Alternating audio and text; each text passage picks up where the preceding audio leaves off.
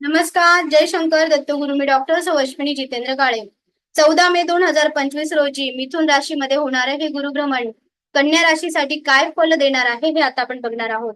कन्या राशीसाठी गुरुचं भ्रमण हे दशम भावातून आहे. थोडक्यात गुरु 10व्या स्थानातला आहे. गुरुबळ 10 आहे असं म्हटलं तरी चालेल. कन्येला दशम भावातलं हे गुरुभ्रमण होत असताना जी लोक नोकरीच्या संधीत आहेत, नोकरी मिळत नाहीये, मनासारखं काम मिळत नाहीये, अशा व्यक्तींसाठी उत्तम नोकरीचे योग प्राप्त होतील. आणि दशम भावातलं हे गुरुभ्रमण तुम्हाला उत्तम उत्तम कर्मप्रधान बनवणार आहे. परंतु कर्मप्रधान बनवत असताना कुठेतरी आळसही निर्माण होतो. हा आळस तुम्हाला दूर करायचा आहे आणि त्यासोबतच घरामधले वाद होणार नाही अशा गोष्टी टाळायच्या आहेत. चतुर्थ भावावर गुरुची दृष्टी येता आईच्या आरोग्याची काळजी अवश्य घ्या. घरामध्ये मंगलमय घटना अवश्य होतील.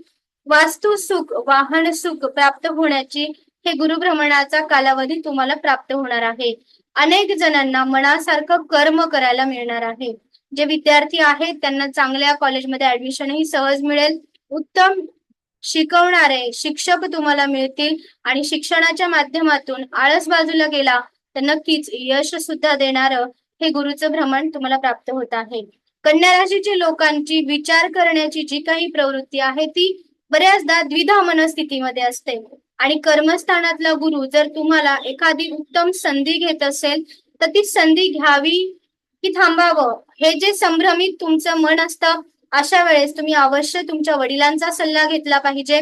वडीलधाऱ्यांचा किंवा त्या क्षेत्रातल्या योग्य गुरूंचा ज्ञान प्राप्त करून, सल्ला प्राप्त करून जर तुम्ही ती संधी घेतली तर हे गुरुभ्रमण तुम्हाला योग्य कर्म करायला लावणार आहे. या ठिकाणी मी एकच सांगू इच्छिते की कन्या राशीच्या लोकांनी फक्त आळस सोडावा. संधी खूप आहे, मेहनत करायची तयारी ठेवली तर हे गुरुभ्रमण तुम्हाला उत्तम पैसा सुद्धा देणार आहे.